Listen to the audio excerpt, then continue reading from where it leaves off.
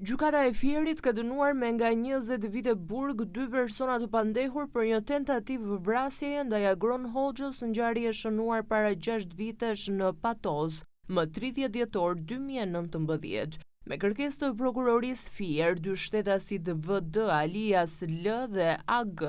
janë shpallur fajtor për vepra penale vrasja me paramendim e mbetur në tentativë e kryer në bashkëpunim dhe mbajtja pa leje dhe prodhimi i armëve shpërthyese dhe i municionit. Sipas hetimeve, rezulton se i pandehuri VD alias L, me qëllim për t'u hakmarrë ndaj vrasjes së vëllait të tij, ka bashkëpunuar me shtetasin AG për të kryer vrasjen e Agron Hoxhës në atë kohë sapo kishte lënë qelin. Ka qenë bashkëpunëtori i AG, i cili më 30 dhjetor 2019, rreth orës 17:50 minuta, në vendin e quajtur Dukas Breg, pasi është siguruar për identitetin e shënjestrës, është afruar dhe ka shton 3 herë me armë zjarri në drejtim të tij. Si pasojë e sulmit, Agron Hoxha ka mbetur i plagosur duke u dëmtuar me armë në krahun e majt.